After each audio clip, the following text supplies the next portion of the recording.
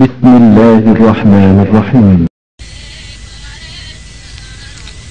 হে মুসলিম, যে উন্নত শির আল্লাহ ছাড়া অন্যের কাছে নত করা প্রকাশ্য শিরক, সে শির আজ মৃতের কবরে লুটিয়ে ইমানের সর্বনাশ আর কতদিন করবে। জমিনে তাওহীদ প্রতিষ্ঠায় জেগে ওঠো আবার, বুকে নিয়ে ইমানি অঙ্গীকার। জাগরে যুবক নওজোয়ান, জাগরে যুবক নওজোয়ান, দেখিরে চাহিয়া তোরা এ জায়গা হিয়া খাজা নামের গান। পীর মুর্শিদের পারি আছে দুহাই, আজা জিন শয়তান, দেখিরে চাহিয়া তোরা এ জায়গা হিয়া খাজা নামের গান।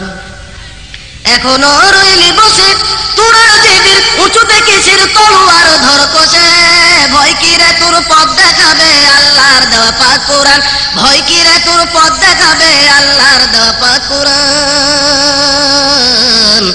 জাগরে যুবক নওজোয়ান, দেখিরে চাহিয়া তোরা কে জায়গা হিয়া খাজা নামের গান। পীর মুর্শিদের পারি আছে দুহাই, আজা জিন শয়তান, দেখিরে চাহিয়া তোরা কে জায়গা হিয়া খাজা নামের গান। তামাম দুনিয়া গিয়াছে ভরিয়া শিরক বিদআতে, ইসলাম বুঝি দুনিয়া হতে বিদায় নিয়েছে। কত কবরে জলের প্রদীপ মসজিদে নাই বাতি, কত কবরে জলের প্রদীপ মসজিদে নাই বাতি, খানকা মাজারে শিরনি লইয়া উঠেছি সবাই মাতি। এখনো কর ঘুমের ভান, জাগরে যুবক নওজোয়ান, এখনো কর ঘুমের ভান, জাগরে যুবক নওজোয়ান, দেখিরে চাহিয়া তোরা কে জায়গা হিয়া খাজা নামের গান। পীর মুর্শিদের পারি আছে দুহাই, আজা জিন শয়তান, দেখিরে চাহিয়া তোরা কে জায়গা হিয়া খাজা নামের গান। লুটেরার দল লুটলো সবই আর কিছু নাই বাকি, কত মনে করেছে ধর্ষণ ধর্মের নামে ডাকি। সাধুর বেচে শয়তান এসে দিচ্ছে কুমন্ত্রণা, সাধুর বেচে শয়তান এসে দিচ্ছে কুমন্ত্রণা, তাই শুনিয়া বিপদগামী হচ্ছি কত জনা। উঠাও গগনে তাওহীদি নিশান,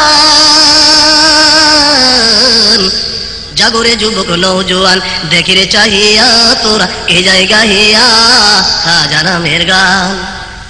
পীর মুর্শিদের পারি আছে দুহাই, আজা জিন শয়তান, দেখিরে চাহিয়া তোরা কে জায়গা হিয়া খাজা নামের গান। দামাল ছেলে সব মিলে এসো করিয়ে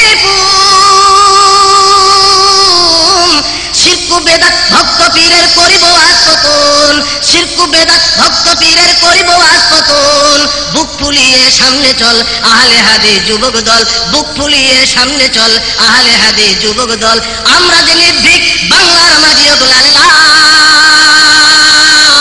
আমরা যে নির্ভীক বাংলার মাঝি ওগলাল লাল।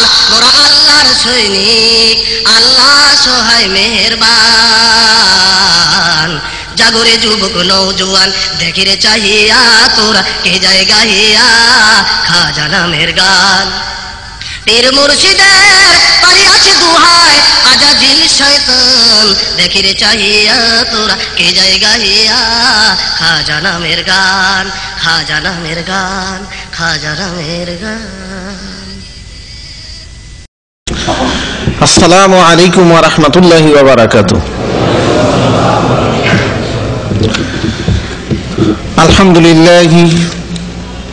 আলহামদুলিল্লাহি নাহমাদুহু ওয়া নাস্তাঈনুহু ওয়া নাস্তাগফিরুহু ওয়া নাউযু বিল্লাহি মিন শুরুরি আনফুসিনা ওয়া মিন সাইয়্যাতি আমালিনা। ওয়া মান ইয়াহদিহিল্লাহু ফালা মুদিল্লা লাহু ওয়া মান ইউদ্লিলহু ফালা হাদিয়া লাহু। ونشهد أن لا إله إلا الله وحده لا شريك له ونشهد أن محمدا عبده ورسوله الذي أرسله بالحق بشيرا ونذيرا ورحمة للعالمين أما بعد فإن خير الحديث كتاب الله وخير الهدي هدي محمد صلى الله عليه وسلم وشر الأمور محدثاتها وكل محدثة بدعة وكل بدعة ضلالة. أعوذ بالله من الشيطان الرجيم. بسم الله الرحمن الرحيم. ومن يشاقق الرسول من بعد ما تبين له الهدى ويتبع غير سبيل المؤمنين نوليه ما تولى ونصليه جهنم وساءت مصيرا. إن الله لا يغفر أن يشرك به ويغفر ما دون ذلك لمن يشاء ومن يشرك بالله فقد ضل ضلالا بعيدا.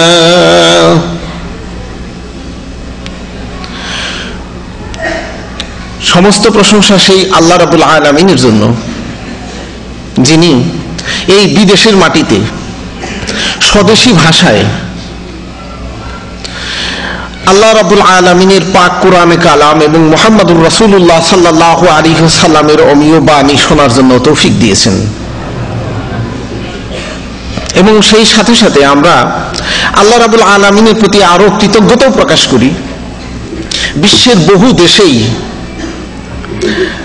বাংলাভাষী বাংলাদেশি জনগণ কর্মরত, কিন্তু একমাত্র সৌদি আরব ছাড়া আরো মুসলিম দেশ এ আরব ভূমির মধ্যেও আছে, কিন্তু সৌদি আরবে আমাদের স্বদেশী ভাষায় এই বিদেশের মাটিতে থেকেও কোরআন এবং হাদিস শিখার এবং চর্চা করার যতটুকু সুযোগ রয়েছে সেই সুযোগ কিন্তু এই আরব জাজিরাতুল আরবের মধ্যে অন্য কোথাও নাই। তারপরও বিশ্বের অন্যান্য দেশের কথা বাদই দিলাম, অস্ট্রেলিয়া, সিঙ্গাপুর, জাপান, দক্ষিণ কোরিয়া, বহু বাংলাভাষী মুসলিম এবং ধর্মভীরু মুসলমান সেখানে বাস করে সত্য বছরের পর বছর গড়িয়ে গেছে, কোথায় রোজা, কোথায় নামাজ, কোথায় হালাল, কোথায় হারাম তারা জানেই না। কলেবর বৃদ্ধি না করে সংক্ষেপেই বলতেছি, আমারই অত্যন্ত নিকট আত্মীয় একদিন তিনি 14 বছর পর্যন্ত দক্ষিণ কোরিয়া এবং জাপানে ছিলেন, পাক্কা নামাজি ছিলেন প্রথম থেকেই। তিনি আমাকে বলেছেন 14 বছর ছিলাম, এর মধ্যে মনে হয় 2বার কি 3বার ঈদের নামাজ পড়েছি, কি কোন সময় রমজান মাসের রোজা আসে, হালাল না হারাম, শুয়ার খেয়েছি না ইঁদুর খেয়েছি আমি নিজেই জানি না, অথচ আমি মুসলমান। কিন্তু যে দেশে আল্লাহ আমাদেরকে অবস্থান করার জন্য তৌফিক দিয়েছেন, বলদিয়ার ডাস্টবিন থেকে কুড়িয়ে খেলেও সেটা হারাম হওয়ার কোনো সম্ভাবনা নাই। পচা হতে পারে কিন্তু হারাম হওয়ার কোনো সম্ভাবনা নাই। তাই আল্লাহ শুকরিয়া আদায় আমাদেরকে করতে হবে কিভাবে? শুধু শুকর আলহামদুলিল্লাহ বলবো? হ্যাঁ, আল্লাহ রাব্বুল আলামিনের শুকরিয়া আদায় করতে হবে। আল্লাহ রাব্বুল আলামিন যে হুকুম আমাদেরকে দিয়েছেন সেই হুকুম কি পরিপূর্ণ পালন করার মাধ্যমে। অতঃপর দরুদ ও সালাম আমাদের নবী মুহাম্মদুর রাসূলুল্লাহ সাল্লাল্লাহু আলাইহি ওয়াসাল্লামের উপর এবং তার পরিবার পরিজন এবং আউয়াল থেকে আখির পর্যন্ত তার অনুসারীদের উপর আল্লাহ রাব্বুল আলামিনের পক্ষ থেকে শান্তি বর্ষিত হোক, আমিন। আরো শুকরিয়া জ্ঞাপন করি এই আল জুবেল ইসলামী সেন্টারের যারা নাকি পরিচালক এবং যারা এখানে দায়ী আছেন, যারা এখানে ভলান্টিয়ার আছেন, তারা যে আমাদেরকে এই বসার ব্যবস্থা করে দিয়েছেন, এই জন্য তাদের প্রতিও আমরা শুকরিয়া জ্ঞাপন করি এবং সেই সাথে দোয়া করি আল্লাহ তাদেরকে এই তৌফিক এনায়েত করুন, আমিন। আজকে আমার বক্তব্যের বিষয়বস্তু যখন রয়েছে সুফিবাদুল ইসলাম। সুফিবাদুল ইসলাম সেটা কিন্তু এই সসীম সময়ের ভিতরে একরকম অসীম একটা বিষয় কিন্তু শেষ করা যাবে না। তবে আমি এই সুফিবাদ সম্পর্কে ভারত উপমহাদেশের মধ্যে ইসলামের মধ্যে যে সুফিবাদ আছে এবং আলেম উলামাদের মধ্যেও টাইটেল পাস, দাওরা পাস, মুফতি সাহেবদের মধ্যেও যে এই সুফিবাদের আক্রমণ এবং সেই সাথে শুধু সুফিবাদী নয়, বেদাতের সাথে সাথে মারাত্মক শিরক বিজড়িত সুফি সমাজ, আমি তারই কিছুটা তুলে ধরার চেষ্টা করব। ওয়ামা তাওফিক ইল্লা বিল্লাহ।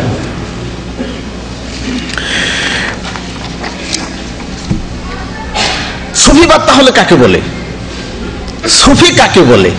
আমরা তো মনে করি আমাদের দেশে এর ব্যাপক ব্যাখ্যা এবং ব্যাপক কিছু, তো আমরা সংক্ষেপে বলে থাকি যে আমরা সাধারণত ধর্মভীরু মুসলিম সমাজ, ভারত উপমহাদেশ, বাংলাদেশ, ভারত, পাকিস্তান, বার্মা সহ, নেপাল সহ আমরা বুঝে থাকি যে সুফি ওই ব্যক্তিকে বলা হয় যার মুখে অন্তত লম্বা দাড়ি থাকবে, হাতে একটি তসবিহ দানা থাকবে, এবং যিনি সব সময় আল্লাহ বিল্লাহ করবেন, তিনি মানুষের সাথে মিথ্যা বলবেন না, এবং মানুষকে কখনো তিনি ধোঁকা দিবেন না, মানুষকে ধোঁকা দিবেন না, অথবা তিনি মানুষের সম্পর্কের সাথে একরকম সম্পর্ক বিচ্ছিন্ন করে কোনো মানুষের ক্ষতিও করবেন না, উপকারের প্রতিও নাই, শুধু দেখা যায় যে আল্লাহকেই ডাকতেছেন। এখন আল্লাহকে সেটা কোরআন হাদিস মোতাবেক ডাকুক আর না ডাকুক সেটা আলাদা কথা, কেউ নামাজ পড়ুক আর না পড়ুক সেটা আলাদা কথা, এদেরকেই কিন্তু আমাদের মধ্যে সাধারণ মানুষেরা সুফি বলে থাকেন।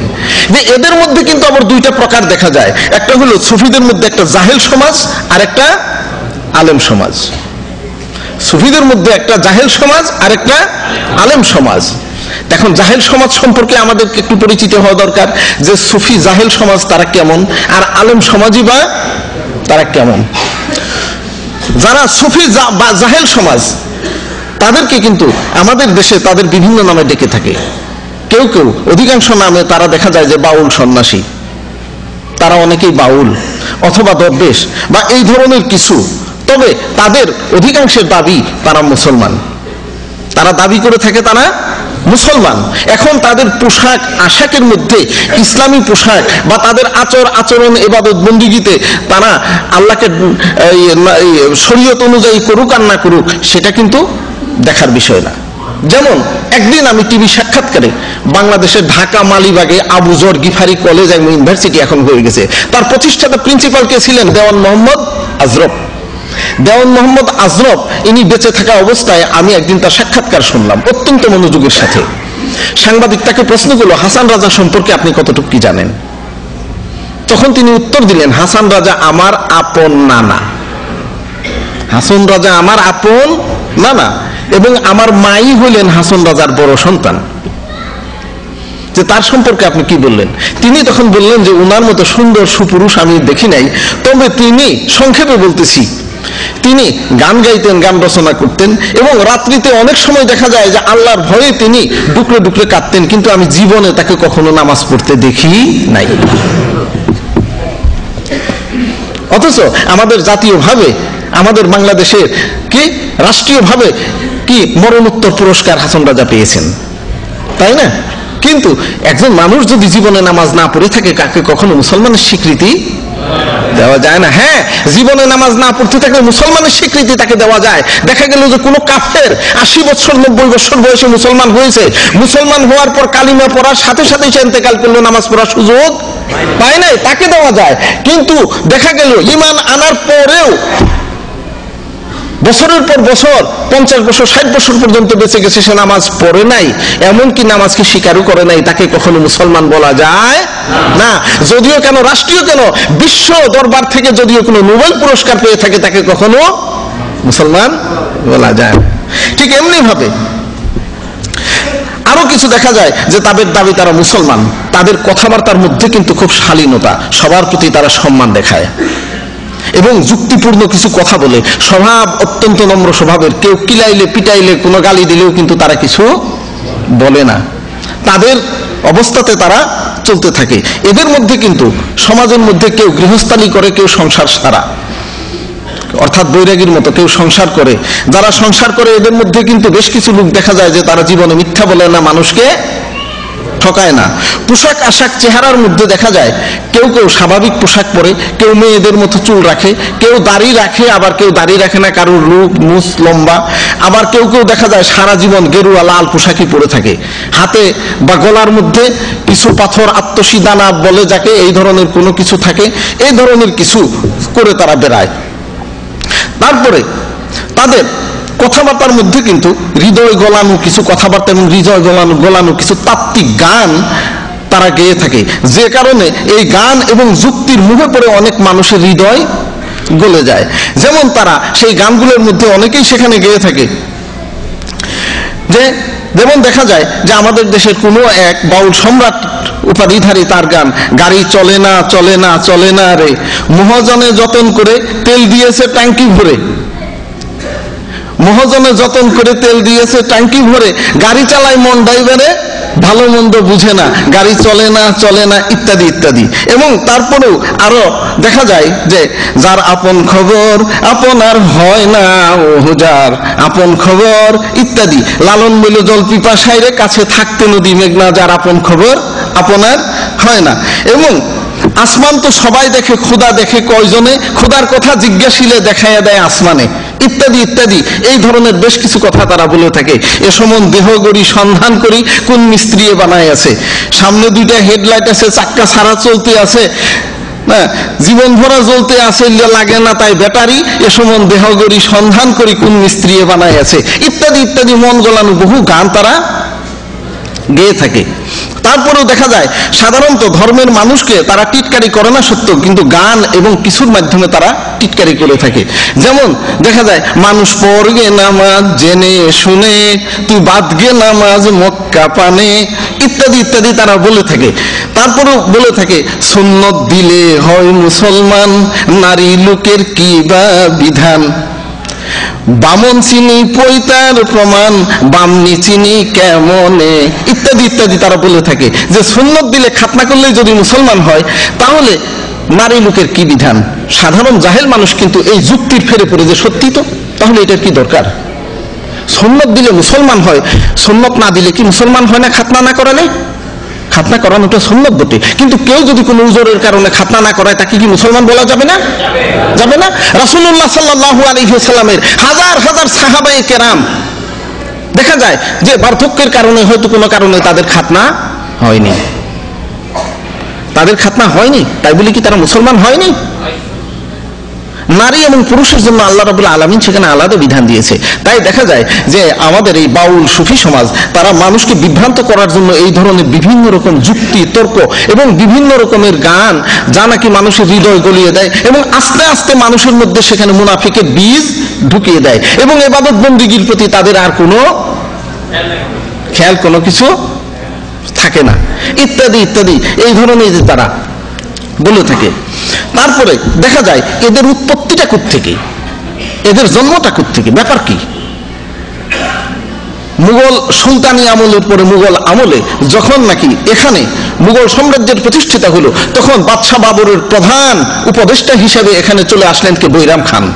বাদশাহ বাবরের পরে হুমায়ুন এবং হুমায়ুনের পরে বাচ্চা আকবর যখন নাকি সিংহাসনে তিনি অধিষ্ঠিত, মাত্র 12 বছরের বালক বাদশাহ আকবর যখন মুঘল সাম্রাজ্যের সিংহাসনে বসেন, তখন তার প্রধান অভিভাবক কে ছিল?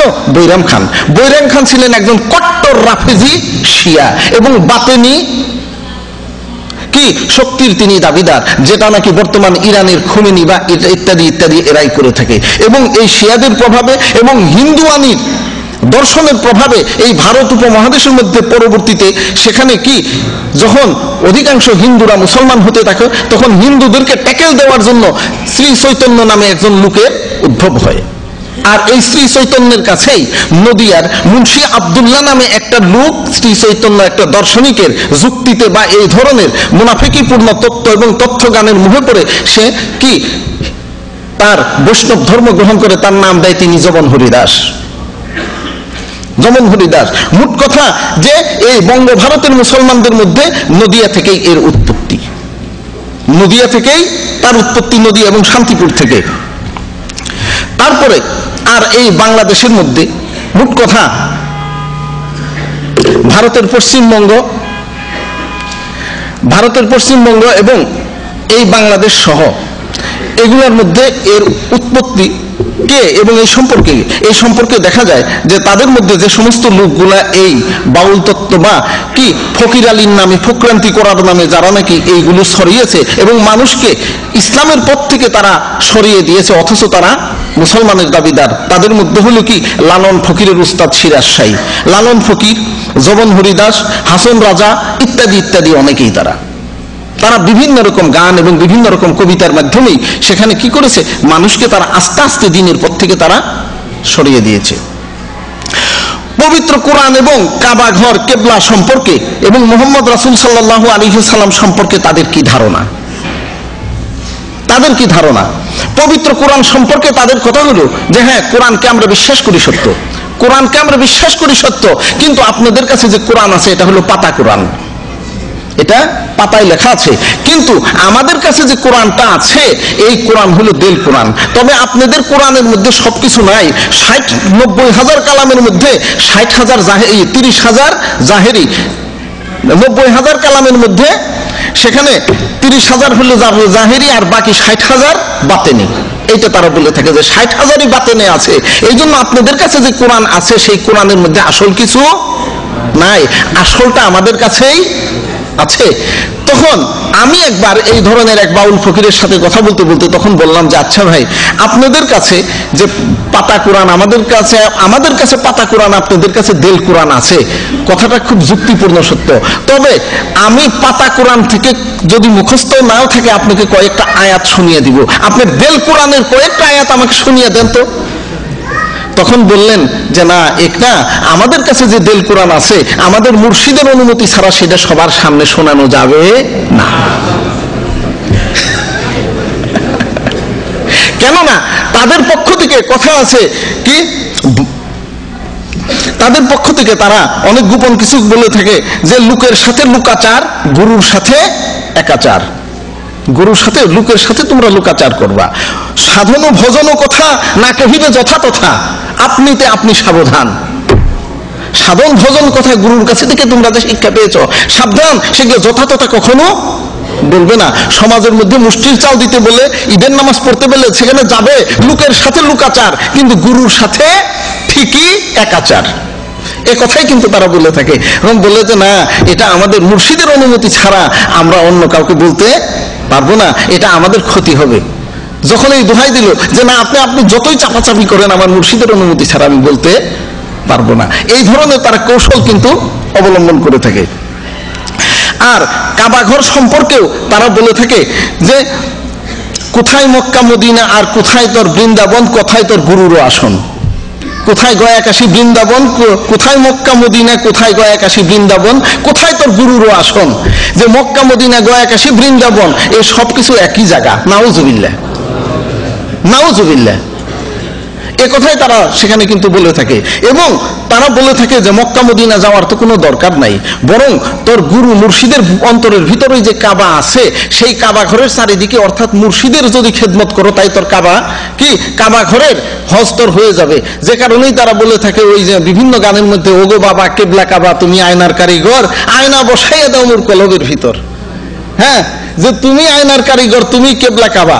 এবং সেখানে তারা কেবলা এবং কাবা দুইটাই তাদের মুর্শিদ বা এই পীর সাহেবকে তারা বলে থাকেন, নাউজুবিল্লাহ। অথচ তারা কিন্তু মুসলমানিত্বের দাবিদার। তারপরে আমাদের নবী সাল্লাল্লাহু আলাইহি ওয়াসাল্লাম সম্পর্কে তাদের কি ধারণা? তাদের ধারণা হ্যাঁ, উনি নবী ঠিক, উনি নবী সত্য, কিন্তু উনি মানুষের রূপ ধরে দুনিয়াতে আসছেন, কিন্তু উনি নিজেই আল্লাহ, নাউজুবিল্লাহ। এমনকি তারা এই কথাই বলে থাকেন, আপনি আল্লাহ, আপনি কি, তারা এটাই বলে থাকেন, আপনি আল্লাহ, আপনি নবী, আপনি হন আদম ও সফি। আপনি আল্লাহ, আপনি নবী, আপনি হন আদম ও সফি। আপনি আদম সবকিছু। মুহাম্মদের ওই মিমের পর্দা উঠিয়ে দেখলে মন আহাত সেতায় বিরাজ করে হেরি গুণীজন। যে মুহাম্মদ লিখতে না, আহম্মদের ওই মিমের পর্দা, আহমদ লিখতে কয়টা শব্দ লাগে? আলিফ, হা, মিম, দাল, তাই না? 4টে অক্ষর লাগে, আলিফ, হা, মিম, দাল। তখন তারা বলে থাকে আহম্মদ আর আহাদের মধ্যে পার্থক্য নাই, শুধু দুনিয়াতে আসছেন।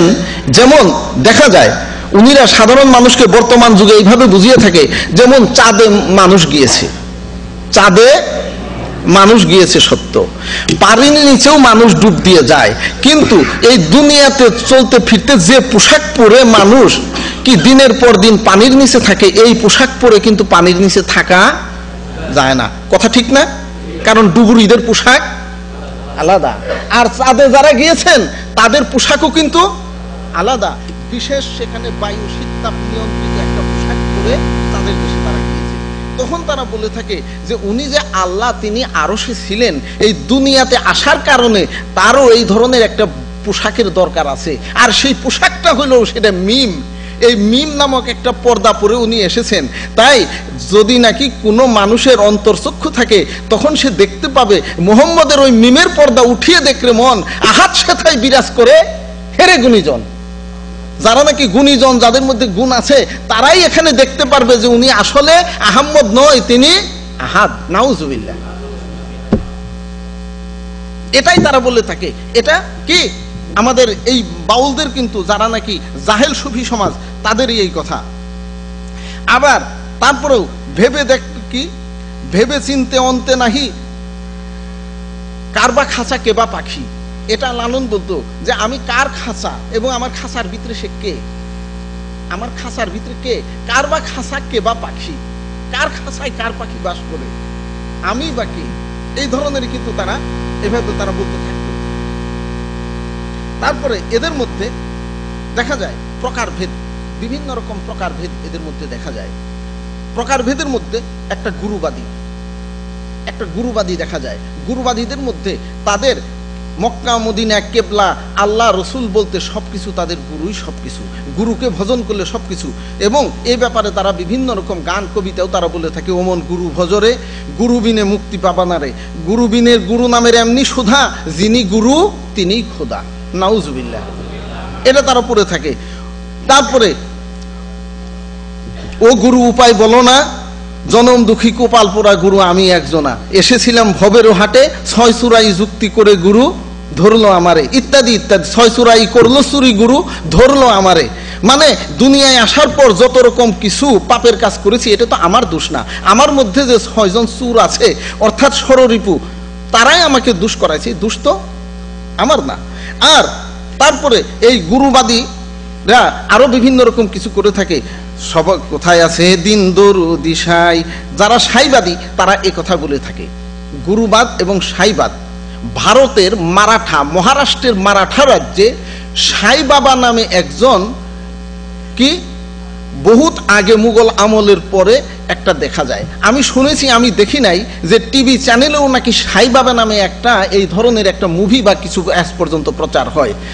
হ্যাঁ, আমি দেখি নাই, আমি শুনেছি সাই বাবা।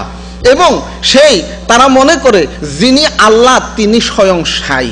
এবং মুঘল আমলের পর থেকে বঙ্গভারতে এই সাইবাদীদের একটা প্রচার চলতে থাকে।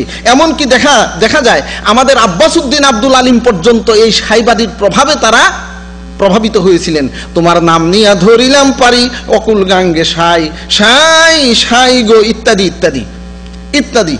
না, তারপরে কি আছে আমার মালিক সাই, তুমি আমার মুক্তার, তুমি আমার ব্যারিস্টার। এখানেও কিন্তু সাই শব্দটা সেখানে এই সুফিবাদীরা তারা ব্যবহার করেছে। তারা বলে যে যিনি নাকি সাই তিনি মানুষের রূপ ধরে স্বয়ং আরশ থেকে এসেছিলেন। হিন্দু মুসলমান সমানে নাকি তাকে শ্রদ্ধা করে থাকে। এই সাই বাবা নামে কি একটা পূজা তারা করে থাকে, তারা সাইবাদী। তারপরে দেখা যায় এদের মধ্যে কিছু নেরে ফকির সহজিয়া, অর্থাৎ হিন্দু নারী পুরুষের মধ্যে কোনো প্রভাব, এই ভেদাভেদ নাই, কিসের নারী আর কিসের পুরুষ, এটা সাধারণত লালন ফকির এবং তার যারা অনুসারী তাদের মধ্যে এইটা। আর কর্তা ভোজা নামে একটাও পাওয়া যায়। আর লালন ভক্তগণের মধ্যে সবকিছুই তাদের দেহ। লালন ভক্ত তাদের কথা যে নিজের দেহকে চিনতে পারলেই সবকিছু চিনা যাবে, সবকিছুই চিনা যাবে। যেজন আপনারে চিনতে পারে, কি যেজন আপনারে চিনতে পারে রে, আপনাকে চিনতে পারলে যায় অচেনাকে চিনা, যার আপন খবর আপনার হয় না, ইত্যাদি। তারপরেই তাদের মধ্যে আরেকটা জিনিস সেখানে দেখা যায় এদের মধ্যে, সেটা হলো পঞ্চবাদী, পঞ্চরস। পঞ্চরসের মধ্যে তারা বিভিন্ন রকম ব্যাখ্যা তারা দিয়ে থাকে। সেটাকে বলে তারা পাক পাঞ্জাতন। আপনারা কখনো শুনেছেন কিনা জানি না, তারা পাক পাঞ্জাতন পন্থী। যে আল্লাহ দুনিয়ার মধ্যে এসেছেন 5টা রূপে, 5টা রূপে। সেই 5টা রূপ হইল আল্লাহ, কি মুহাম্মদ, আলী, ফাতেমা, হাসান, হুসাইন। এই 5 জনই এক আল্লাহ, 5টা রূপ তিনি প্রকাশ পেয়েছেন। এবং বলে যে পাক পাঞ্জাতন মানিক রতন চিনরে মোনা ভাই, তোর দেহের ভিতর আছে মানিক, তোর খবর নাই। তারা এটাই বলে থাকে যে আল্লাহ কিন্তু 5টার রূপে সেখানে দুনিয়াতে এসেছেন। আমি হাটে বাজারে বিভিন্ন একটা তাবিজ বেচতে দেখেছি, তাবিজের মধ্যে এইভাবে হাতের একটা ছবি, 5টা আঙ্গুল আছে, আপনারা কেউ দেখেছেন কিনা? দেখছেন? এবং সেই 5 আঙ্গুলের মাঝখান দিয়ে পাতাইলে বা আড়াআড়ি ভাবে একটা তরবারি আছে, তরবারির মধ্যে আরবিতে লেখা আছে লা কুওয়াতা ইল্লা যুলফাক্কার। আমরা তো বলি লা হাওলা ওয়ালা কুওয়াতা ইল্লা বিল্লাহ, তার সেখানে লেখা আছে লা কুওয়াতা ইল্লা যুলফাক্কার, এইভাবে লেখা আছে। অথচ মুসলমানরা অনেকেই সেই তাবিজ কিনে এনে কি ওই কাগজটা কিনে এনে তাবিজের ভিতরে ভরে মনোবাসনা পূর্ণ করার জন্য গলায় ঝুলিয়ে থাকে, অথচ সম্পূর্ণ শিরক। খ্রিস্টানরা তো পঞ্চবাদী, হিন্দুরা বহুবাদী, হিন্দুরা তৃত্ববাদী, তাদের হাতে ত্রিশূল থাকে, ব্রহ্ম বিষ্ণু মহেশ্বর এই 3 মিলে তাদের একেশ্বর, যে সমস্ত দুনিয়াটা কি ব্রহ্ম বিষ্ণু মহেশ্বর এই 3 জনের মাধ্যমেই সেখানে আছে, 3 জন একেশ্বর। যদিও তাদের আন্ডারে 33 কোটি দেবতা আছে, কিন্তু দুঃখের বিষয় মুসলমানরা সেখানে পঞ্চতত্ত্ব বা কি সেখানে এক আল্লাহকে বাদ দিয়ে 5 জনকে সেখানে ইলা মেনে চলেছে, অথচ তারা নিজেই জানে না, তারা নিজেই জানে না, অথচ তারা অনেকেই মনে করতেছে যে আমরা সঠিক পথে আছি। তাহলে এই সুফি সমাজের নামে আমরা যাচ্ছি কোথায়? তাই তাদের অনেকেই দেহবাদী, দেহ তাদের সবকিছু, এবং লালনের কথা হলো দেহের মধ্যে যা কিছু আছে তা কোনো কিছুই ফেলার নয়, যা আছে ভাণ্ডে তা আছে ব্রহ্মাণ্ডে, যা আছে ভাণ্ডে তা আছে ব্রহ্মাণ্ডের। এই দেহের ভিতরেই তোর কাবা, দেহের ভিতরেই তোর গয়া কাশী বৃন্দাবন, এই দেহের মধ্যেই তোর কোরআন হাদিস সবকিছু তার দেহের মধ্যেই আছে। আর অত্যন্ত দুঃখের বিষয়, আলেম সমাজের মধ্যে যারা সুফি তাদের সাথে কিন্তু আশ্চর্য এদের সাথে একটা মিল আছে। যেমন তারা পড়ে থেকে মান্না গুঞ্জা দর জমিনে আসেমা লেকে গুঞ্জা দর কুলুবে মুমেনা, খুব সুন্দর করে তারা বলে থাকে দুনিয়ার কোথাও সেখানে আল্লাহর জায়গা হয় না, আরশ কুরসিতে তার জায়গা হয় না, তার জায়গা নাকি হয় সেখানে কোথায়? মুমিনের কলবে। যত কাল্লা তত আল্লাহ, নাউজুবিল্লাহ। এটাই তারা বলে থাকে। অর্থাৎ দেখা যায় এখানে পঞ্চবাদী ছাড়িয়ে সেখানে 33 কোটি নয়, কোটি কোটি আরো কত কোটিতে ছড়িয়ে গেছে, শত কোটিতে ছড়িয়ে গেছে।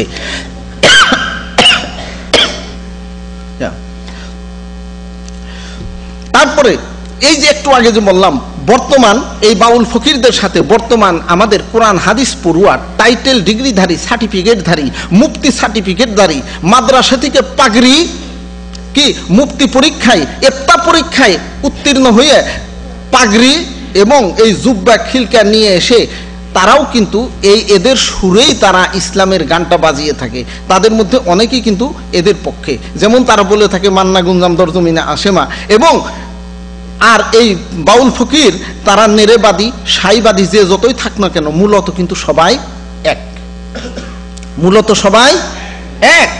এবং তাদের কথা হলো ওই একটা, যে তুমি যত এলেম যত কিছুই হাসিল করো না কেন, গুরুর কাছে অর্থাৎ পীরের কাছে মুরিদ না হওয়া পর্যন্ত তোমার কোনো কিছুই সেখানে শুদ্ধ হবে না, কোনো কিছুই শুদ্ধ হবে না। আর বাউল ফকিরদের কথাও কিন্তু তাই, মুর্শিদের মেহেরে মোহর যার খুলেছে সেই তো জানে, মানুষ পড়গে নামাজ মক্কা পানে, ইত্যাদি ইত্যাদি। তারা বলে থাকে যে মুর্শিদের মেহেরে মোহর অর্থাৎ মুর্শিদের দয়ার যার মনের মোহর খুলেছে, অর্থাৎ মনের তালা খুলেছে একমাত্র সেই জানে, মুরিদ না হলে তোমরা কেউ বুঝবে না, মুরিদ না হলে তোমরা কেউ বুঝবে না। ঠিক আমাদের দেশের এই আলেম সমাজ যারা নাকি সুফিবাদী এবং পীরবাদী, তাদের সাথে এই নেরা বৈষ্ণব ফকির মুসলমান নামধারী এদের সাথে কোনো তফাৎ দেখা যায় না।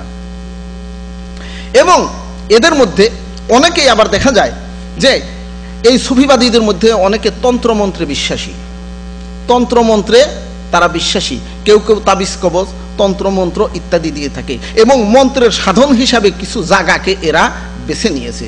কিছু জায়গার মধ্যে এরা কোথায় কি করে, তারা খাগে পাক, খাগে শেফা তারা গ্রহণ করে।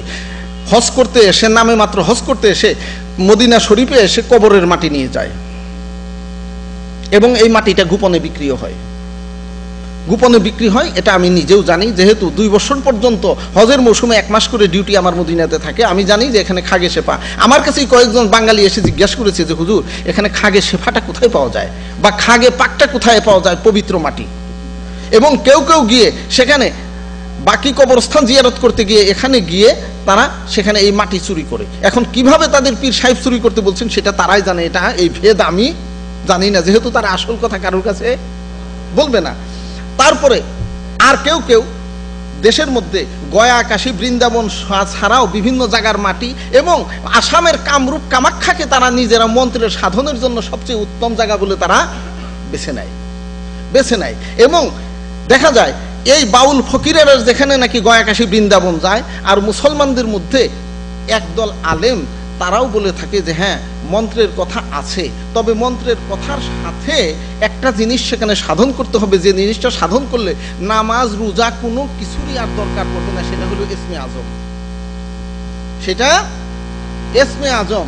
হ্যাঁ, যখন ইউসুফ নবীকে খাইলো মাছেতে গিলিয়া, কে ফেরেশতা পাঠিয়ে দিলা ইসমে আজম দিয়া, দমে দমেতে হরদম পরে সেই ইসমে আজম, মাছের পেটে হইতে নবী পেলেন পরিত্রাণ, ইত্যাদি ইত্যাদি। এবং তারা বলে থাকে কি ইরাকের বাবেল শহরে হারুত মারুত নামে দুইজন, যেটা নাকি সূরা বাকারার 100 নম্বর আয়াতের মধ্যেই আপনারা পাবেন। এইখানে হারুত মারুত যে দুইজন ফেরেশতার কথা সেখানে আছে, আসলে ফেরেশতা তারা ছিল কিনা, এখানে যদিও মালাকাইনের কথা বলা হয়েছে, কিন্তু সব তাফসীরকারকদের মতে তারা ছিল দুইজন জিন। এই মালাকের বিভিন্ন অর্থ সেখানে করা হয়েছে, সেখানে জিন।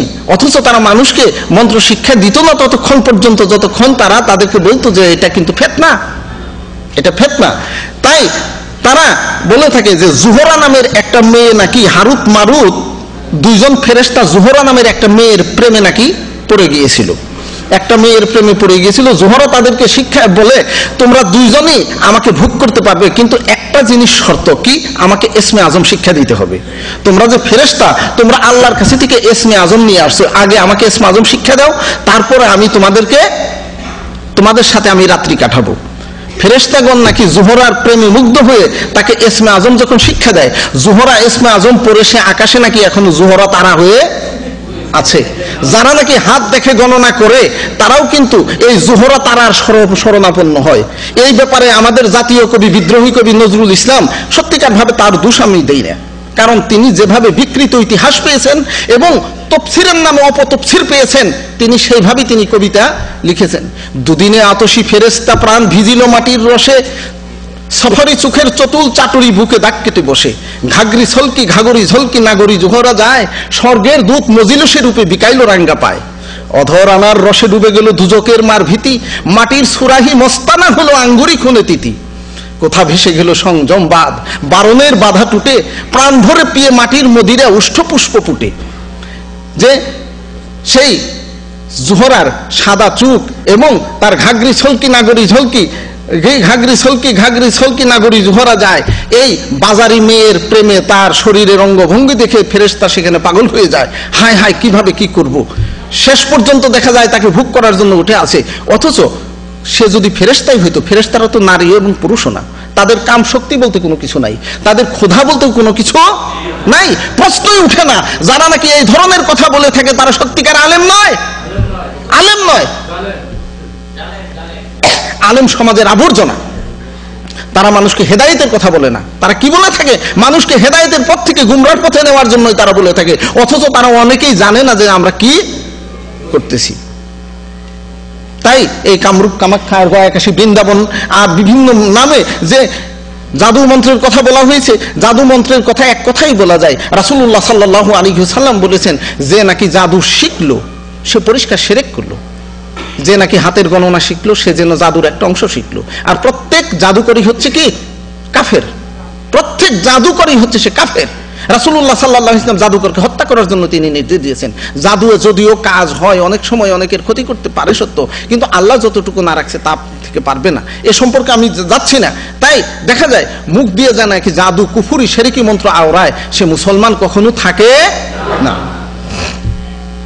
আচ্ছা, এখন এই হচ্ছে এদের ব্যাপার। তাই এই সুফি সমাজ তারা মুসলমান নাম নিয়ে বিভিন্ন গান, বিভিন্ন কিছুর মাধ্যমে মানুষকে কিন্তু আল্লাহর পথ থেকে শয়তানের পথে নেওয়ার জন্য তারা অপচেষ্টায় বহু আগে থেকে এখনো রত। তাই আলহামদুলিল্লাহ এই সৌদি ভূমিতে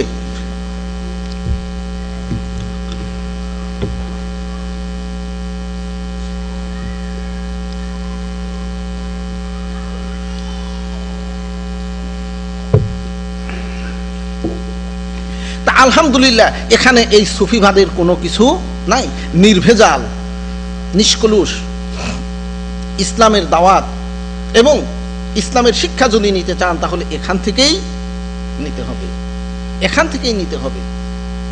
তারপরে এখন আসি যারা সুফিবাদীদের মধ্যে আলেম সম্প্রদায়, তাদের ব্যাপারটা কি? আলেম সম্প্রদায়ের মধ্যে ফকির বাউলদের মধ্যে কিন্তু তাদের কয়েকটা গ্রুপ আছে, যেমন একটা সাইবাদী, একটা নেরেবাদী, একটা সহজিয়া, লালন, জবন হরিদাসের পন্থী আছে। কিন্তু এদের মধ্যে আবার কতগুলো পথ আছে, সেই পথের মধ্যে চার তরিকার কথা বাদে দিলাম, চিশতিয়া, কাজরিয়া, মুজাদ্দিদিয়া, নকশবন্দিয়া না বাক্সবন্দিয়া? হ্যাঁ, বাক্সবন্দিয়া না নকশবন্দিয়া, যাই হোক, হ্যাঁ বাক্সবন্দিয়া না বা নকশবন্দিয়া, যেটাই হোক না কেন বাদে দিলাম সেটার পরেই আসি। এর মধ্যে কিন্তু তাদের কতগুলো পথ তারা অনুসরণ করে থাকে, সেটা হলো সিলসিলাপন্থী, পীরের সিলসিলা। আব্দুল কাদের জিলানী পর্যন্ত, আব্দুল কাদের জিলানী থেকে কোন পর্যন্ত, হাসান বসরি পর্যন্ত তারা একটা সনদ দিয়ে থাকে। আমার পীর অমুক পর্যন্ত, এই পর্যন্ত, মাইনুদ্দিন চিশতিয়া পর্যন্ত, মাইনুদ্দিন চিশতিয়া থেকে অমুক পর্যন্ত, অমুক থেকে অমুক পর্যন্ত, এইভাবে তারা আব্দুল কাদের জিলানী পর্যন্ত যায়। তারপরে যায় হাসান বসরি পর্যন্ত। আবার কেউ কেউ হাসান বসরি থেকে হযরত আলী পর্যন্ত যায়, আলী রাদিয়াল্লাহু আনহু পর্যন্ত, তার উপরে কিন্তু যায় না। তারা বলে থাকেন যে রাসূলুল্লাহ সাল্লাল্লাহু আলাইহি ওয়াসাল্লামের ইন্তেকালের পর হযরত আলীর ভিতরেই নবুয়তের সবকিছু চলে আসে। আর শিয়াদের মধ্যে তো একটা গ্রুপ সেখানে আছেই যে জিবরাইল আলাইহিস সালামকে আল্লাহ ওহী পাঠিয়ে দিয়েছিলেন, সে ওহীটা মূলত দেওয়ার কথা ছিল হযরত আলীকে, কিন্তু জিবরাইল ভুল করে অথবা মুহাম্মদের চেহারা অত্যন্ত সুন্দর ছিল বলে, সেই আর এতিম ছেলে ছিল বলে দয়া করে এবং সুন্দর চেহারার প্রতি আকৃষ্ট হয়ে হযরত মুহাম্মদের প্রতি তারা ওহীটা সে দিয়ে আসে, হযরত আলীকে না দিয়ে। নাউজুবিল্লাহ। অথচ আপনারা একটু খেয়াল করেন এই কথাটা কতটুকু মিথ্যা। দুনিয়াতে যত নবী এবং রাসূল এসেছেন, না নবী এবং রাসূল এসেছেন, সেখানে দেখা যায় আল্লাহ রাব্বুল আলামিন ফেরেশতাকে যেখানে বলে দিয়েছেন, ফেরেশতা কি কখনো সেখানে ভুল করে আল্লাহর হুকুমের কখনো নাফরমানি করেছে? আল্লাহর হুকুমের কোনো নাফরমানি করে নাই। জিবরাইল আমিন, তিনি সত্যবাদী এবং আমানতদারী। আর রাসূলুল্লাহ সাল্লাল্লাহু আলাইহি ওয়াসাল্লামকে যখন নাকি ওহী দেওয়া হইল তখন তার বয়স কত ছিল? 40 বছর। হযরত আলী রাদিয়াল্লাহু আনহুর বয়স কত ছিল? 10 বছর। 10 বছর বয়সে সেখানে তাকে ওহী দেওয়ার প্রশ্নই উঠে না।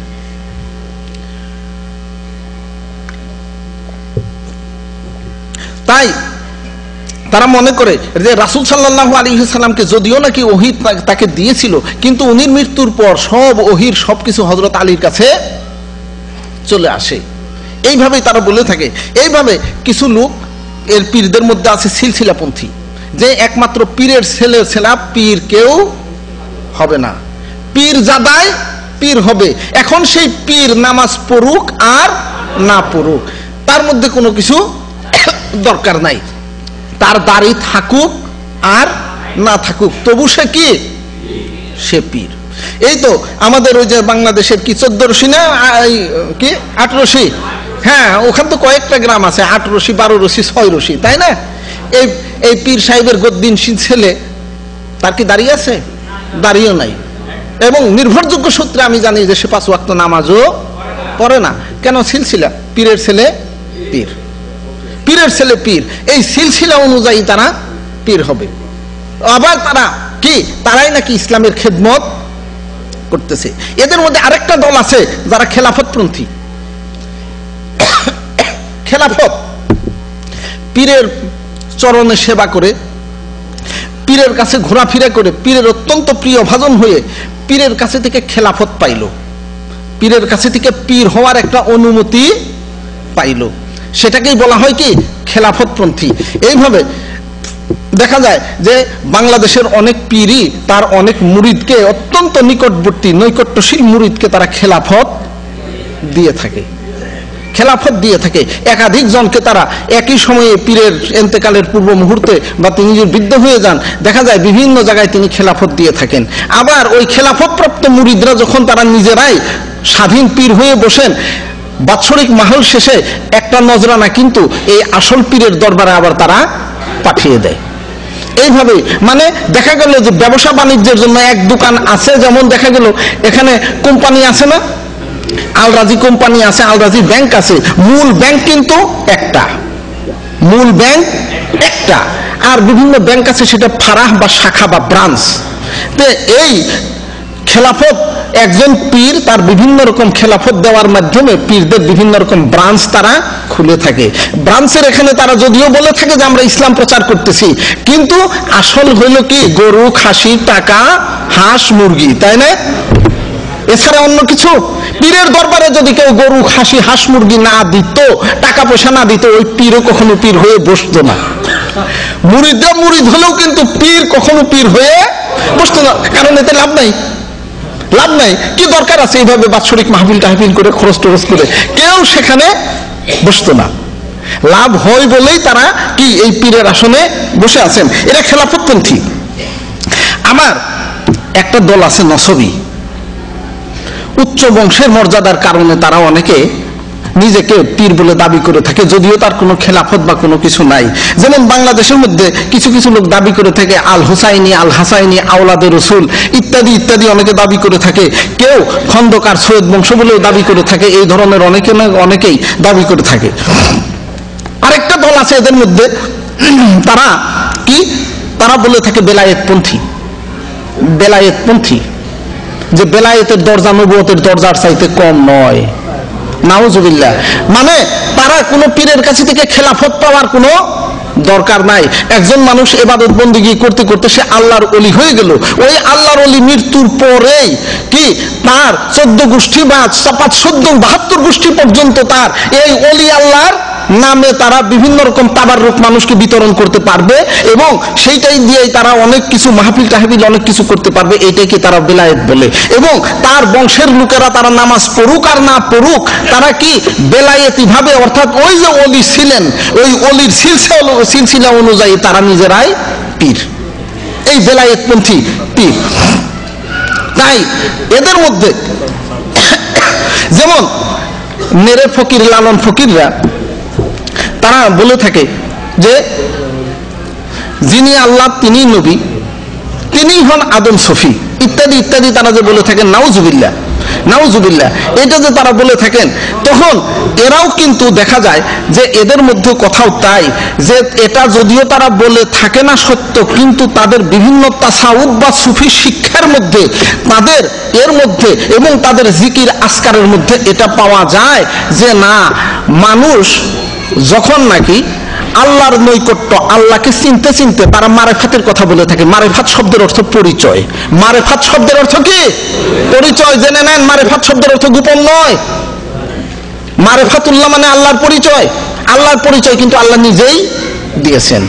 أعوذ بالله من الشيطان الرجيم هو الله الذي لا إله إلا هو عالم الغيب والشهادة هو الرحمن الرحيم هو الله الخالق البارئ المصور ইত্যাদি আয়াতের মধ্যে আল্লাহু লা ইলাহা ইল্লা হুয়াল হাইয়ুল কাইয়্যুম লা তাখুযুহু সিনাতুন ওয়ালা নাওম, প্রত্যেকটাই আল্লাহর মারিফাত।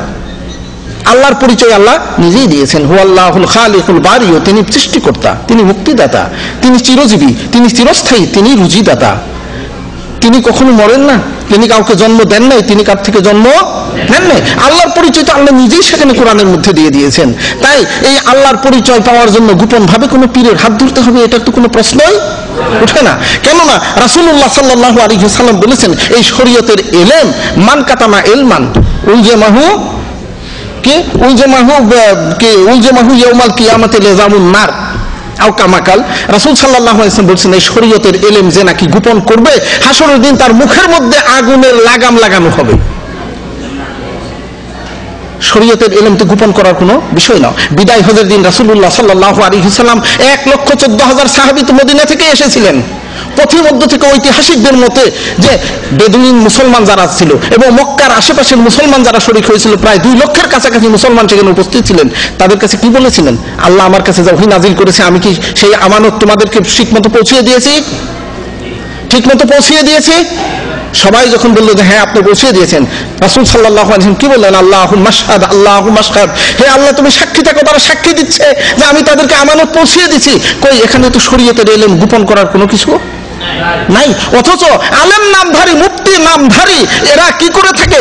এরাও সেখানে গোপনীয়তার আশ্রয় নিয়ে থাকে।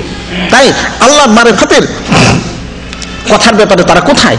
তারা এ কথাই বলে থাকে।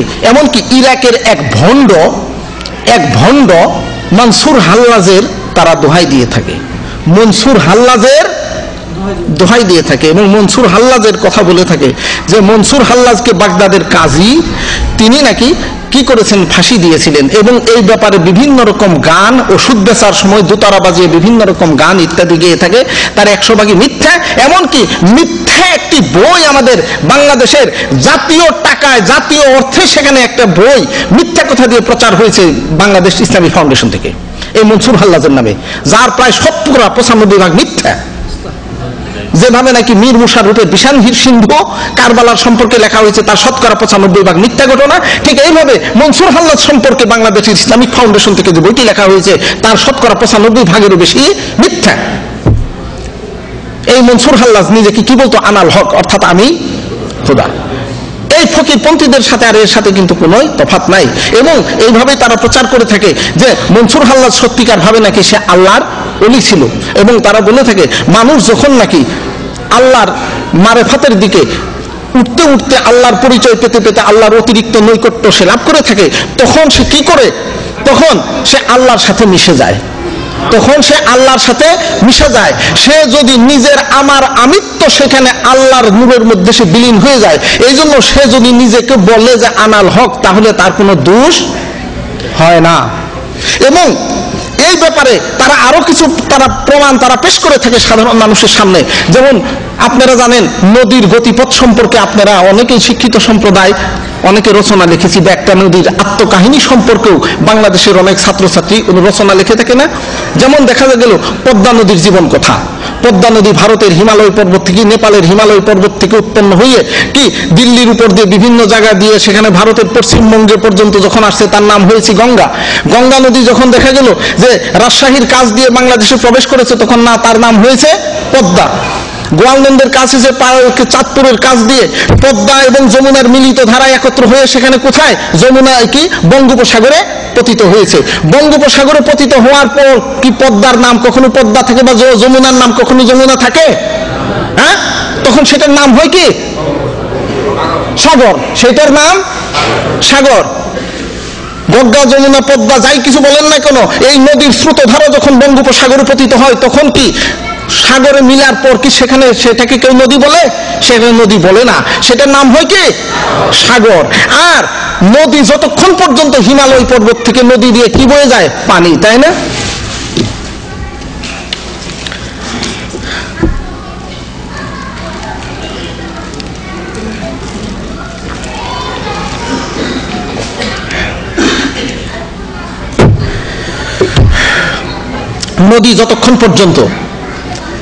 নদী যতক্ষণ পর্যন্ত সাগরে পতিত না হয় ততক্ষণ পর্যন্ত নদীর একটা ধর্ম থাকে। নদী যতক্ষণ পর্যন্ত সাগরে পতিত না হয় ততক্ষণ পর্যন্ত নদীর একটা ধর্ম থাকে। ধর্মটা আপনারা জানেন কি? কেউ বলতে পারেন? উজান থেকে ভাটির দিকে যাওয়া, উজান থেকে ভাটির দিকে গড়িয়ে যাওয়া, এই হইল কি নদীর ধর্ম। মানে সে উজান থেকে ভাটির দিকে যাবেই, কারণ পানির একটা ধর্ম আছে। নদীর ধর্ম মানে পানির ধর্ম, যেদিকে নিচু সেদিকে সে গড়িয়ে যাবে। ঠিক সাগরে মিশার এক পর্যন্ত সে উজান থেকে ভাটির দিকে যায়। আর যখন সাগরে পতিত হয় তখন কি তার কোনো উজান ভাটি আছে? উজান আর ভাটি নাই সাগরের। যেদিকে জোয়ারের টানে যেদিকে খুশি সে সেই দিকে যাইতে পারে।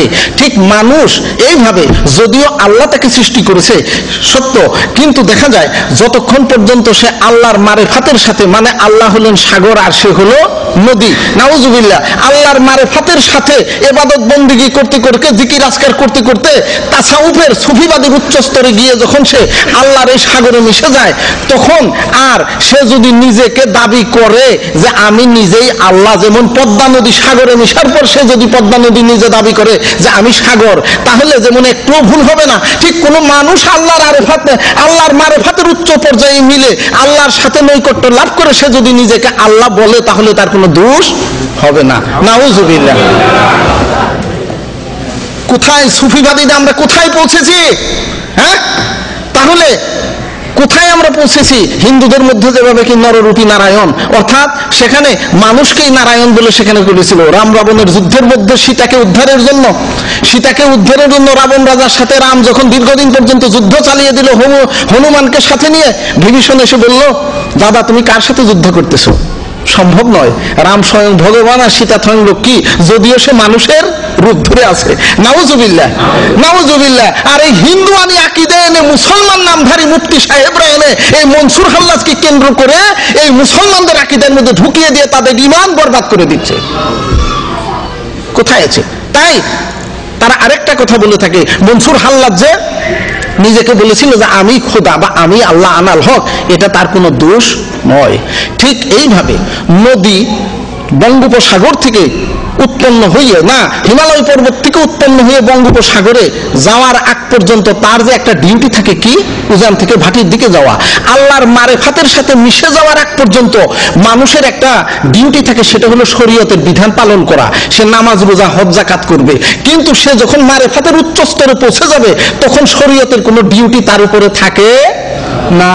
সে ন্যাংটা হয়েও যদি চলে, সে মুখ দিয়ে যা বলে এটা তার কোনো অপরাধ নয়। এই জন্যই তারা বলে থাকে, যদিও সে ন্যাংটা পাগল কিন্তু তার মধ্যে মাল আছে।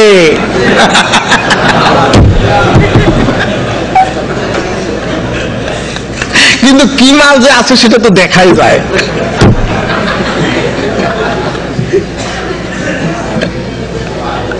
দেখুন সুফিবাদের নামে আমরা কোথায় পৌঁছে গেছি কোথায়? তাই আল্লাহ আমাদেরকে হেদায়েত করুন। তারপরে দেখা যায় এরাই এই কথা বলে থাকে যে সেখানে আল্লাহর, যেমন আল্লাহর সাথে আর মানুষের সাথে সেখানে সম্পর্কের ব্যাপারে তারা এইটাই বলে থাকে।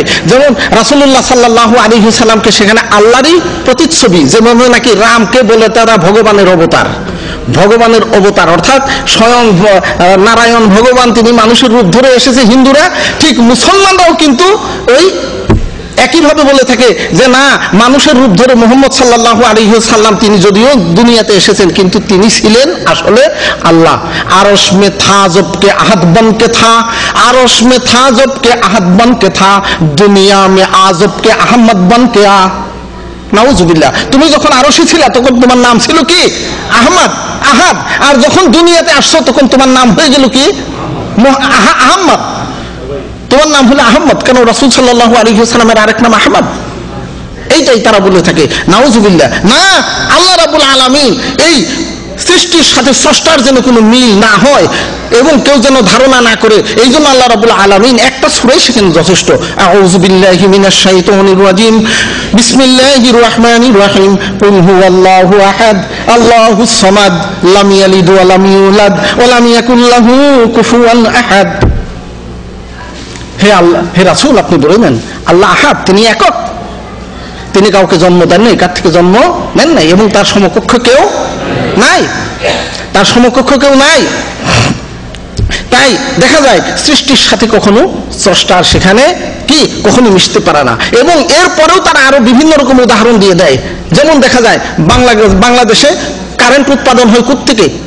কাপ্তাই নদীতে বাদ দিয়ে, কর্ণফুলীর কাপ্তাই নদীতে, কাপ্তাই নামক স্থানে বাদ দিয়ে সেখানে কারেন্ট উৎপাদন হচ্ছে। তার পাওয়ার হাউস হলো ঢাকা জেলার মধ্যে সবচেয়ে বড় পাওয়ার হাউস হলো আদমদীর কাছে সিদ্ধিরগঞ্জ থেকে অত্র এলাকার সমস্ত কারেন্ট সেখানে বিদ্যুৎ সাপ্লাই হয়ে থাকে।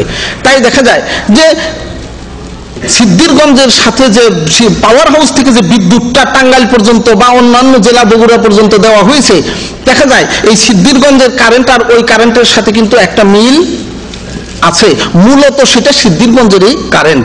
আর এরাও বলে থাকে সমস্ত দুনিয়ার মধ্যে যা কিছু সৃষ্টি হয়েছে এটা আল্লাহরই একটা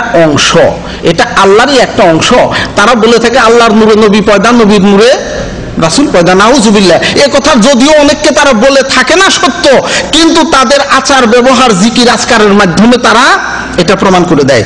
যেমন একবার এক জিকিরের মজলিসে আমি সেখানে বসলাম। জিকিরের মজলিসে বসার পর সেখানে বাংলাদেশের বিভিন্ন তরিকা আছে। বাংলাদেশে নাকি এখনো এই ভারত উপমহাদেশের মধ্যে প্রায় 2.5 লক্ষের বেশি পীরের রেজিস্টার্ড পীরই আছে। 2.5 লক্ষের বেশি। নবীগণের সংখ্যা সেখানে 1,24,000, এইটাই সহি।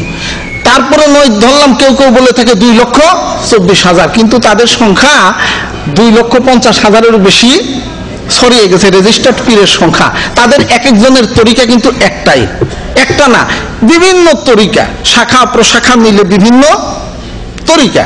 তাই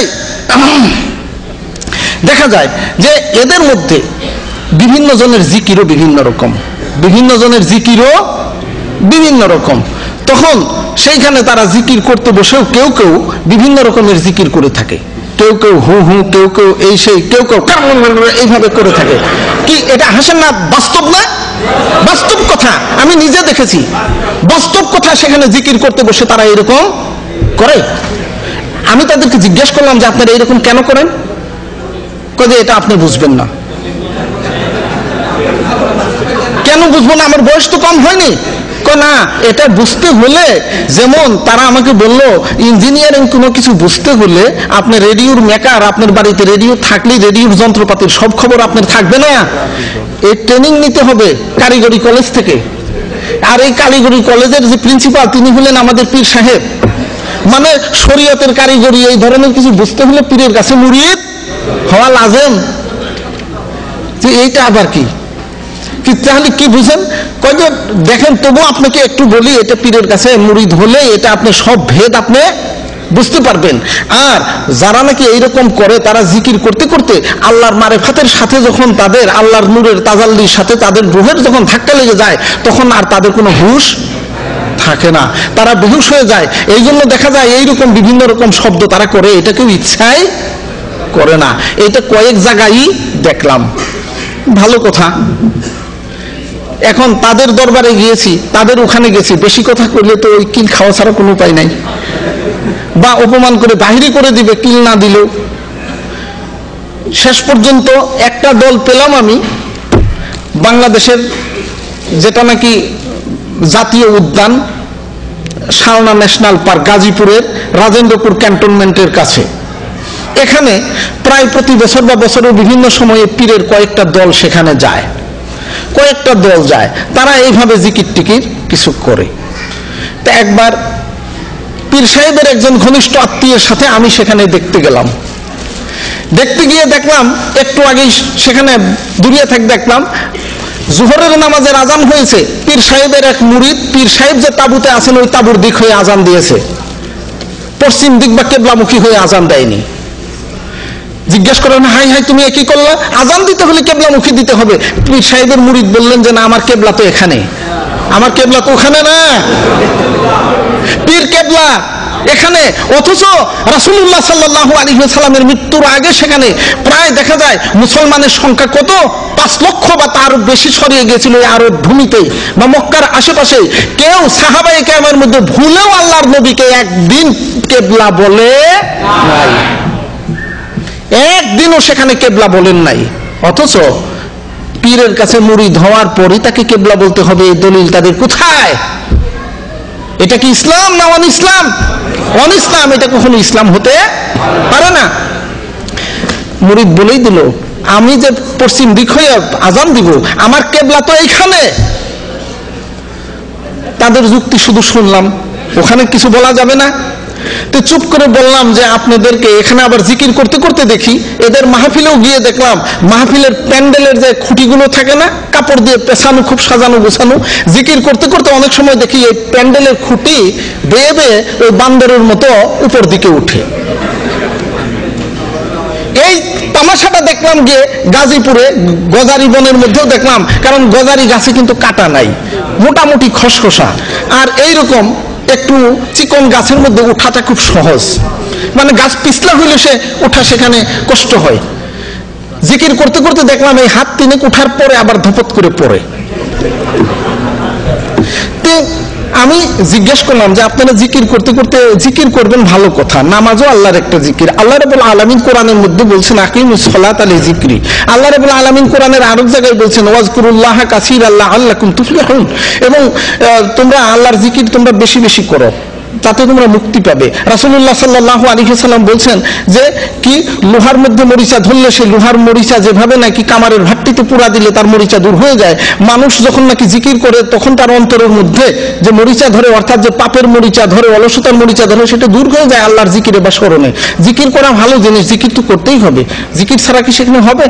জিকির একটা ইবাদত, কিন্তু জিকির করতে করতে এই অবস্থায় জিকির করতে হবে এটা আমি তো দেখি নাই। আপনারা যে এইভাবে গাছে উঠেন, এইটা কেমন কথা? কয় যে তখন আমাদের হুঁশ থাকে না। ঠিক সুন্দর কথা। আপনাদের যদি হুঁশই না থাকে তাহলে আপনারা 3 হাত উঠেন কেন? গজার গাছ তো 50 হাত লম্বা, 10 হাত অন্তত কমসে কম 10 হাত উপরে উঠে ওখান থেকে পড়েন, দেখি কি অবস্থা হয়। হ্যাঁ, তো তারপরে আমি আবার বললাম যে আপনারা হুঁশ যখন থাকে না, অর্থাৎ আপনাদের জ্ঞান থাকে না অজ্ঞান, আপনাদের আকল থাকে না, তখন আপনারা ব্যাককল, হুঁশ থাকে না বেহুশ, এই অবস্থায় গজারি গাছে কেন উঠেন? তার পাশেই তো যে কাঁটাওয়ালা কিছু গাছ আছে, এই বেহুশ অবস্থায় একবারও কাঁটাওয়ালা গাছে উঠেন না যে, ব্যাপারটা কি? হ্যাঁ, ওলি আল্লাহর দরবারে আপনি বেয়াদবি করতে আসছেন? কোত্থেকে আসছেন আপনি? আপনি ভালো হবে না, অভিশাপ লাগবে আপনার। আমি বললাম আমার অভিশাপ লাগুক আর সাপ লাগুক, যেটাই হোক, ভালো হোক আর মন্দ হোক, আমার প্রশ্নের উত্তরটা ভাই দয়া করে আপনি দেন। না না, আপনি যান, আপনার সাথে কোনো কথা নাই, আপনি এখানকার যোগ্য লোক নন, আপনি এখানকার যোগ্য লোক নন। কি করব? তাদের কথা এইটা, প্রশ্নের উত্তর দিবেন না। তাই দেখা যায় এই তাসাউফের নামে, বিভিন্ন জিকিরের নামে তারা কি করেছে? মানুষকে তারা বিভ্রান্ত করছে। এখন আপনারা প্রশ্ন করতে পারেন যে কেন? তারা কি কোরআন হাদিসের কথা বলে না? কোরআন হাদিসের কথা তারা বলে, কোরআনের আয়াতও পাঠ করে, হাদিসের পর হাদিসও তারা পেশ করতেছে।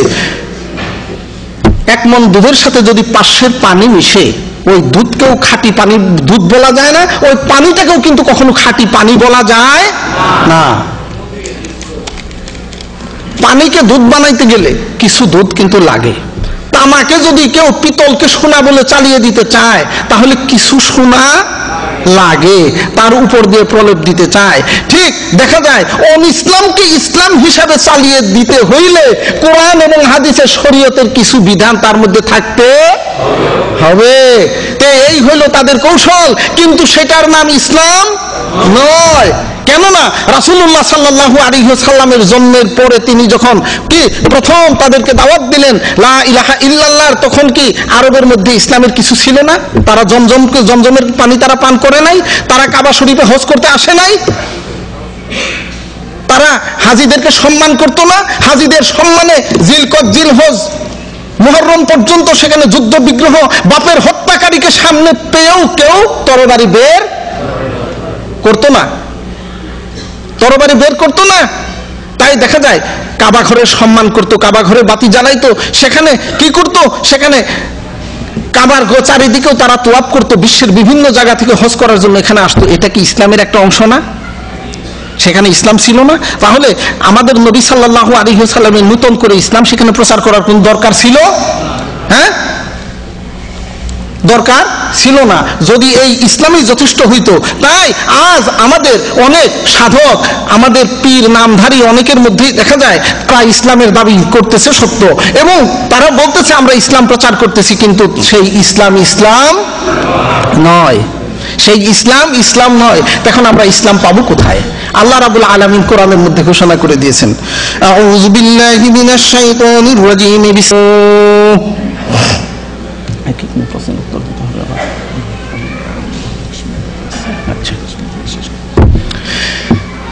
তোমাদের রাসূল, ওয়া আতাকুমুর রাসূলু ফাখুযুহু, রাসূলুল্লাহ সাল্লাল্লাহু আলাইহি ওয়াসাল্লাম তোমাদের কাছে শরীয়তের যে বিধান তোমাদের কাছে নিয়ে এসেছেন, একমাত্র সেই বিধানকেই তোমরা সেখানে কি করো?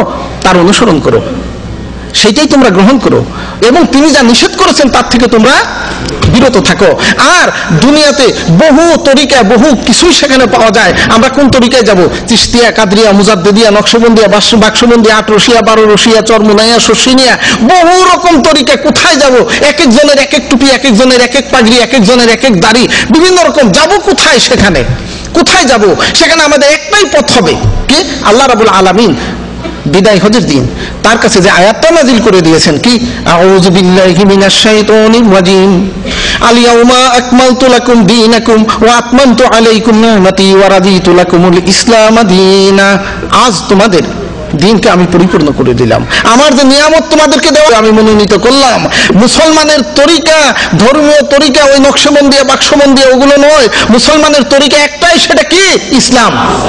মুসলমানের তরিকা ইসলাম, সেটা অন্য কিছুই নয়। তাই সেই ইসলামের উপর যদি আমরা টিকে থাকি, আমাদেরকে কবরে নামার পরে মুনকার নকিরে সে জিজ্ঞেস করবে কি মার রাব্বুকা, তারপরে মা দিনু বাক্সবন্দিয়া। যদি এইগুলো কেউ দেয় তাহলে মুনকার নকির কি ছাড়বে, খাতির করবে না কি করবে? হ্যাঁ, আউযু বিল্লাহি মিনাশ শাইতানির রাজিম ওয়া মান ইউশাকিকির রাসূলা মিন বা'দে মা তাবায়্যানা লাহুল হুদা। সবার পড়ো, হেদায়েতের পথ আল্লাহ রাব্বুল আলামিন কোরআন আমাদেরকে দিয়েছেন, সবকিছু সেখানে বাতানো আছে। সেগুলো দেওয়ার পরও আল্লাহ রসুলের যে বিরুদ্ধাচরণ করলো, অর্থাৎ বিরোধিতা করলো, ওয়াইয়াত্তাবি গায়রা সাবিলিল মুমিনিন, এবং মুমিনদের পথ থেকে অন্য পথে সে চললো। মুমিনদের পথ বলতে এখানে কোন পথ? আল্লাহর নবীর সময় মুমিন কে ছিল? সাহাবায়ে কেরাম। আল্লাহর নবীর সময় মুমিন কে ছিল? সাহাবায়ে কেরাম। ধন্যবাদ, এই ছেলে দেখেন জেনে নিয়েছে। এই মুমিনদের পথ, সাহাবায়ে কেরামের পথ কোনটা ছিল?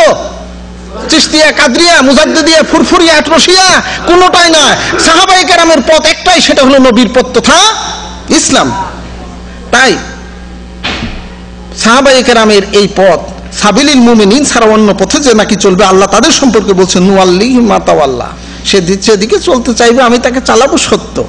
ওয়া নুসলিহি জাহান্নাম ওয়া সাআত মাসিরা, এবং শেষ পর্যন্ত জাহান্নামে আমি তাকে ঢুকাবো, কিন্তু জাহান্নামটা খুবই খারাপ জায়গা। তাই একমাত্র সেই জাহান্নাম থেকে বাঁচতে হলে সব তরিকা বাদ দিয়ে একমাত্র নবীর তরিকা যেটা ইসলাম, এটাই আমাদেরকে ধরতে হবে, আর কোনো উপায় নাই। আল্লাহ রাব্বুল আলামিন আপনাদেরকে আমাদেরকে এই সুফি সমাজের এই কুহেলিকা থেকে, সুফি সমাজের ধর্মের নামে এই অধর্মের উপদেশ থেকে বাঁচিয়ে সত্যিকার কি একমাত্র ওহির বিধান এবং খাঁটি সুন্নতের উপর দায়েম এবং কায়েম থাকার তৌফিক দান করুন, আমিন। এবং হাসরের দিন আমাদের নবী সাল্লাল্লাহু আলাইহি ওয়াসাল্লামের কি উম্মত হয়ে হাসরের দিন উঠার জন্য তৌফিক দান করুন, আমিন। এবং সাহাবায়ে কেরামের সাথে হাসরের দিন আমাদেরকে মুসলমান পরিচয়ে, সাহাবায়ে কেরামের দল পরিচয়ে জান্নাতে ঢোকার জন্য কি তৌফিক এনায়েত করুন, আমিন। এবং বিদেশের মাটিতে স্বদেশী ভাইদেরকে আল্লাহ সব রকম বিপদ আপদ থেকে বাঁচিয়ে আল্লাহ আমাদেরকে সুস্থ এবং সুন্দর রাখুক, আমিন। এবং এইখানে স্বদেশের মাটিতেও আমাদের আত্মীয় স্বজন জিন্দা মৃত সবাইকে আল্লাহ ভালো রাখুক, এটাই আমরা কামনা করি। এবং আমাদের কামাই রোজগারে আল্লাহ বরকত দান করুন, আমিন। ওয়া মা আলাইনা ইল্লাল বালাগ। আসসালামু আলাইকুম ওয়া রাহমাতুল্লাহ ওয়া বারাকাতুহু।